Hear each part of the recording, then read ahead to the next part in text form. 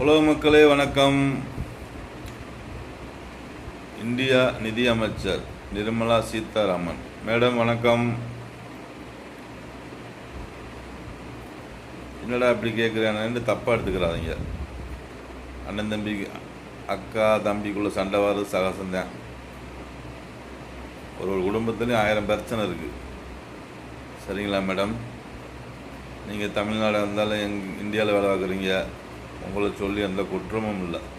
இருந்தாலும் நான் ஒரு தமிழன்னா கேட்க வேண்டிய கேள்வி. சரிங்களா மேடம்? ஒரு 100 கிலோ பருத்தி கொண்டு போய் போடுறேன் கடையில், 5000 கொடுக்குறாங்க.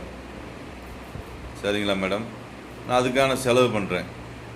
10 ஆளை வச்சு பருத்தி எடுக்கிறேன், மருந்து அடிக்கிறேன், சரிங்களா, களை எடுக்கிறேன், உரம் போடுறேன். இதுக்கு 100 கிலோவுக்கு தகுந்தாப்பில் எனக்கு செலவாகும். அதே இது நான் 200 கிலோ பருத்தி போடுறேன், அப்போ அதுக்கு தகுந்த மாதிரி எனக்கு செலவாகும். நான் 20 ஆளை வச்சு பருத்தி எடுக்கணும், அப்போ அதுக்கு தகுந்த மாதிரி மருந்து அடிக்கணும், அதுக்கு தகுந்த மாதிரி களை எடுக்கணும், அதுக்கு தகுந்த மாதிரி தண்ணி பாய்ச்சணும். சரிங்களா மேடம்? நான் அதிகமாக தொழில் செய்யும்போது எனக்கு அதிகமான செலவு வரும், அதிகமான வருமானமும் வரும். இந்த மாதிரி தமிழ்நாட்டிலேருந்து அதிகமான வரி நீங்கள் வாங்குறீங்க. அப்போ மக்கள் தொகை அதிகமாக இருக்க போய் தானே அதிகமான வரி வருது. அப்போ நீங்கள் அதிகமாக தானே வரி கொடுக்கணும். காவல்துறை இங்கே அதிகமாக இருக்கும், மக்கள் அதிகமாக இருக்கும்போது காவல்துறைக்கு சம்பளம் கொடுக்கணும்ல. மக்கள் தொகை அதிகமாக இருக்கும்போது பிள்ளைங்க அதிகமாக இருக்கும், அப்போ டீச்சர் வாத்தியாருக்கு சம்பளம் கொடுக்கணும்ல. சொல்லுங்கள் மேடம், இது தவறான பேச்சு தானே? ஆற்றுல போட்டாலும் அளந்து போடணும் நம்மட்டு நான் படித்த படிப்பு. நியாயம் எது?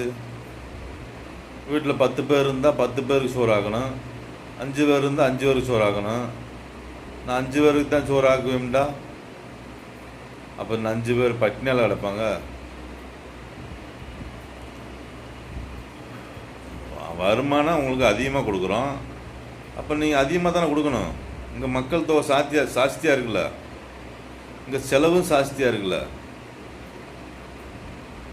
தமிழ்நாட்டில் பிறந்துட்டு எடுத்து சொல்லுங்கள். நல்லா படிச்சிருக்கீங்களா மேடம்? அப்போ பேசுங்க. எனக்கெல்லாம் இங்கிலீஷ் தெரியாது.